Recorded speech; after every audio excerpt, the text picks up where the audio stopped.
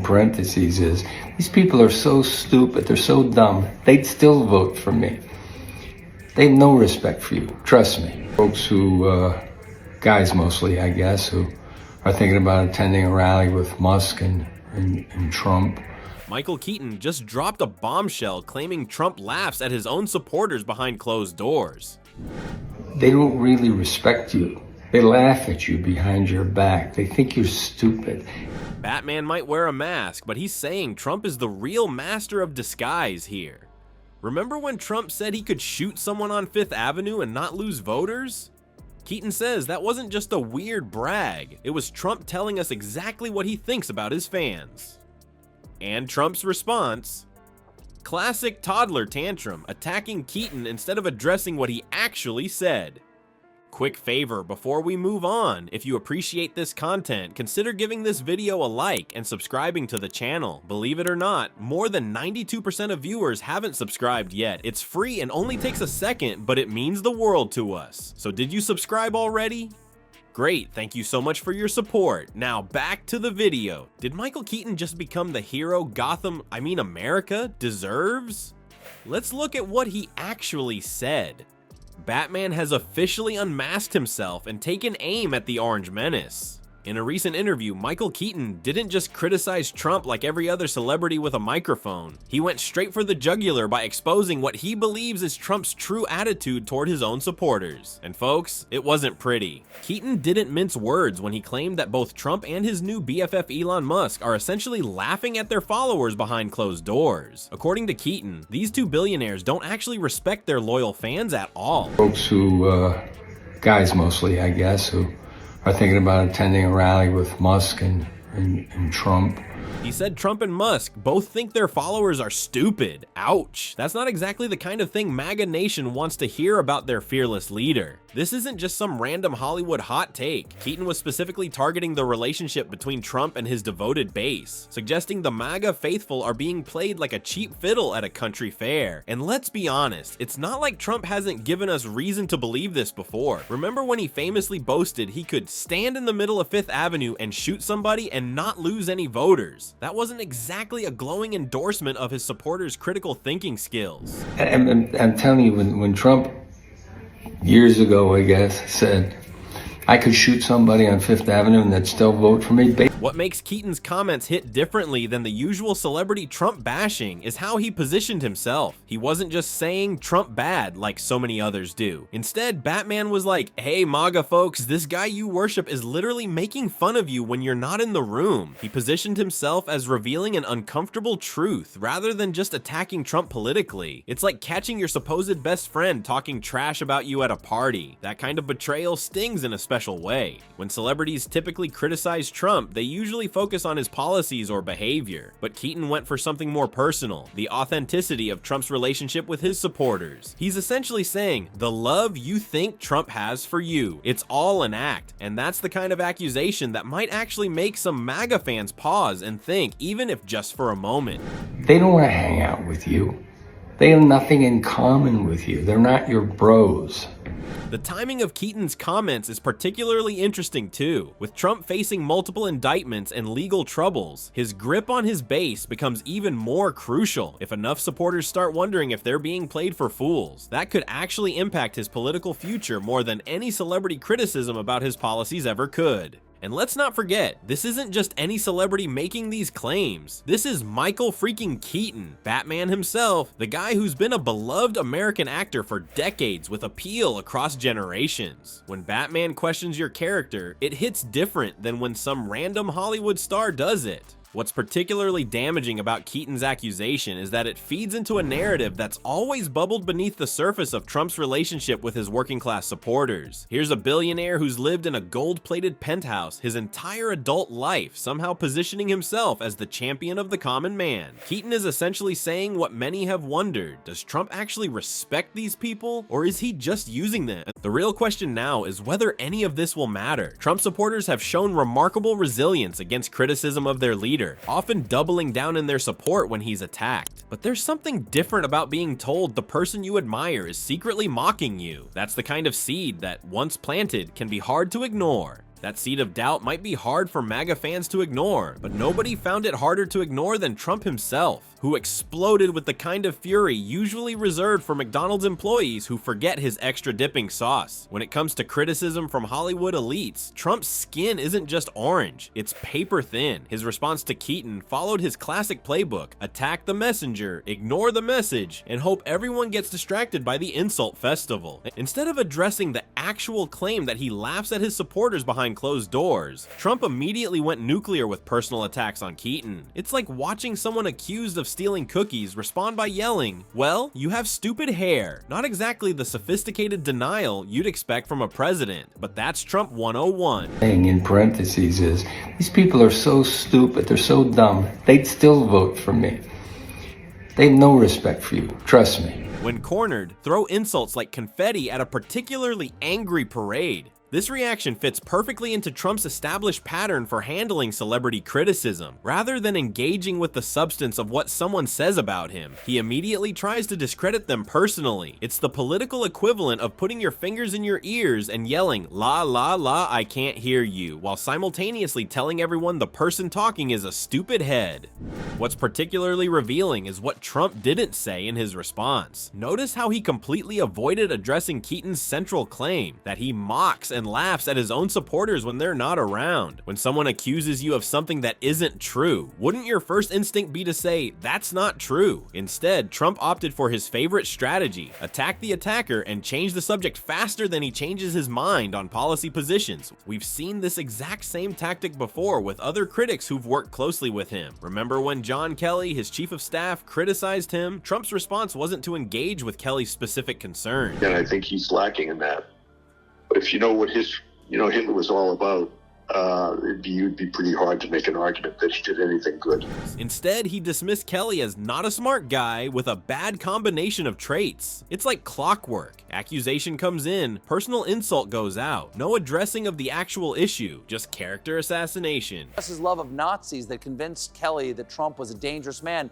He also was worried about Trump's obsession with using the military against American citizens. What makes this approach so effective for Trump is that it shifts the conversation. Suddenly, we're not talking about whether he respects his supporters. We're talking about his insults toward Keaton. The original accusation gets buried under a pile of angry tweets and name-calling. It's the political equivalent of starting a food fight in the cafeteria when you're caught cheating on a test. Create enough chaos and people might forget what started it all. Trump's defensive reaction suggests something psychologists have pointed out for years. Often the loudest denials reveal the most truth. If someone accuses you of something completely baseless, you typically respond with confusion or dismissal. But when someone hits a nerve, especially about something that might actually be true, that's when the explosion of anger and personal attacks tend to come out. The childish nature of Trump's response is almost comical if it weren't coming from someone who once had the nuclear codes. There's something uniquely revealing about how he handles criticism, especially when it touches on his relationship with his base. His reflex to immediately undermine critics rather than addressing their points suggests a fundamental insecurity, and possibly a fear that Keaton might be exposing something true. While Trump was busy attacking Keaton's character instead of his claims, something unexpected happened in MAGA world. The unthinkable loyalty of his base began to fracture. For years, Trump supporters have moved in lockstep, defending their orange messiah with the kind of unwavering devotion usually reserved for cult leaders and boy bands. But Batman's truth bomb seems to have hit differently, splitting Trump's followers into two increasingly hostile camps. Scrolling through social media after Keaton's comments reveals the predictable knee-jerk reactions from the MAGA faithful. "Just another Hollywood liberal who should stick to acting," screamed one Twitter user with an eagle profile pic and a bio declaring Trump 2024 or die trying. Others dismissed Keaton as a has-been actor desperately seeking attention and part of the liberal elite who hate America. You know, the classics from the Trump Defender playbook. But something different is happening this time. Mixed in with the usual blind defense are surprising voices of doubt emerging from within Trump's own ranks. Some longtime supporters are actually pausing to consider whether Keaton might be onto something. What if he's right? One supporter posted. I've donated thousands to Trump's campaigns, but sometimes I wonder if he's just playing us. Another wrote, been MAGA since 2016, but I'm starting to question if Trump really cares about people like me or just wants our votes and money.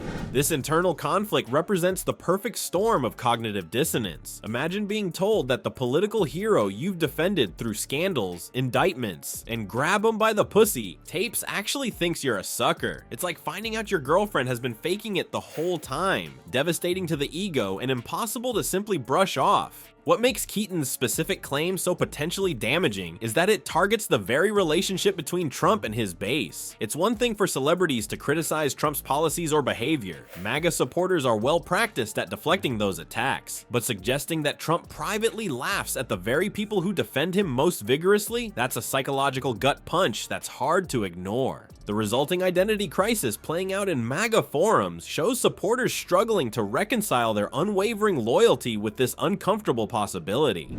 I've lost friends defending Trump, wrote one supporter. The idea that he might be mocking us behind closed doors. I don't want to believe it, but it would explain a lot. Another confessed, sometimes I look at how much money I've given him and wonder if I've been played. This moment of doubt isn't completely unprecedented. Throughout Trump's political career, there have been occasional cracks in his support. Brief moments when even die-hard followers questioned their devotion. Remember when he suggested injecting bleach? Or when he attacked war hero John McCain? These moments generated fleeting doubt before the MAGA machinery quickly reasserted control. Trump said this about McCain's record in Vietnam. He's a war hero because he was captured.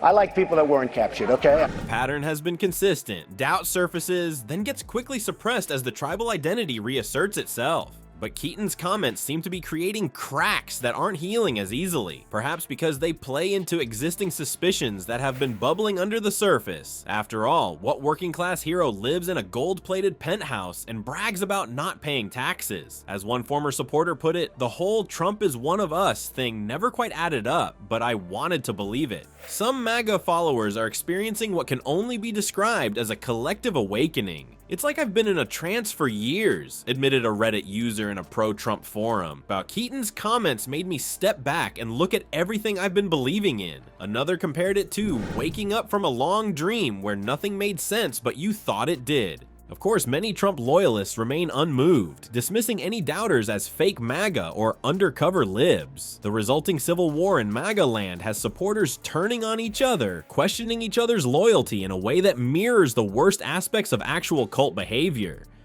You're either with Trump 100% or you're the enemy, declared one user, while another countered, that kind of blind loyalty is exactly how we get played. The loyalty test happening in MAGA land right now exposes something Trump fears more than any politician's criticism: the voice of a beloved cultural icon. When Michael Keaton speaks, he doesn't just reach Democrats, he connects with your Republican uncle who quotes Batman movies at Thanksgiving dinner. That's what makes celebrity opinions in politics such a big deal these days. Let's be honest, most people would rather listen to Batman than some boring politician in a wrinkled suit. And here's the kicker: research shows nearly half of Americans believe celebrities can actually change people's minds about politics. That's not just Hollywood ego talking, that's real influence that terrifies politicians like Trump who rely on controlling the narrative. What makes Keaton's criticism hit differently than when some random actor nobody remembers from that one Netflix show speaks up? It's that cross-generational appeal. Gen Xers grew up with him as Batman, boomers remember him from Mr. Mom, and younger folks appreciate his work in movies like Birdman. When you reach that many different age groups, your political opinions don't just float around Twitter for a day, they actually sink in. And let's talk about that Batman factor. Keaton isn't just another celebrity with opinions. He literally played a character that symbolizes justice and truth. So when he suggests Trump is laughing at his supporters behind closed doors, it carries this weird psychological weight that's hard to shake off. It's like finding out your childhood hero thinks you're being played for a fool. That stings in a special way. The problem for Trump is that celebrities can bypass the usual political force fields we all put up. When some Democratic senator criticizes Trump, half the country automatically tunes out. But when Batman does it, even people who normally ignore politics might think, maybe there's something to this. This is especially true for younger voters who might not watch CNN, but definitely follow their favorite actors on Instagram. Social media has turned this celebrity influence into a political superpower. Back in the day, celebrities needed networks or newspapers to share their opinions. Now they can just post directly to millions of followers without any filter. And those messages spread faster than Trump can type "witch hunt" in all caps. This direct line to the public gives celebrities a megaphone that can sometimes drown out traditional political voices. Of course, this celebrity influence thing raises some pretty big questions. Should we really care what actors think about complex political issues just because they looked cool in a movie once? Probably not, but the reality is that we do. Human brains are wired to give more weight to familiar faces we feel connected to, even if that connection is just watching them pretend to be other people on a screen. But here's where it gets really interesting. Celebrity political interventions have actually changed outcomes throughout history. When influential figures speak out, it can create real shifts in public opinion and even voting patterns. It's not just noise, it's a legitimate political force that campaigns have to take seriously. This is exactly why Trump's team isn't just brushing off Keaton's comments as Hollywood elitism. They understand that when Batman questions Trump's sincerity, it plants a seed of doubt that might grow into something bigger. For a political movement built on unquestioning loyalty, that's dangerous territory. The ethical debate around celebrity politics will keep raging on. Some argue celebrities should stick to entertaining us and leave the serious stuff to experts. Others believe that anyone with a platform has a responsibility to use it for what they believe is right. Either way, the reality is that celebrity opinions matter in our political landscape, whether we like it or not. What we're seeing with this Keaton-Trump drama is nothing new in the political circus. Throughout history, politicians have faced serious backlash when their private comments about supporters leaked out. Remember, these are the same folks who smile and wave at rallies while apparently calling their loyal voters idiots behind closed doors. The real bombshell isn't that some actor spoke up. It's that voters keep falling for this same trick over and over. Politicians have mastered the art of public adoration while privately mocking the very people who put them in power. It's the oldest game in Washington. So while everyone's busy arguing about whether Batman should stick to fighting Gotham's criminals, maybe we should be asking why we keep electing politicians who think we're all just useful idiots. In this world, the real jokers aren't the ones with painted faces. They're the ones with perfect hair and fake smiles telling you they're fighting for you while laughing all the way to their mansions.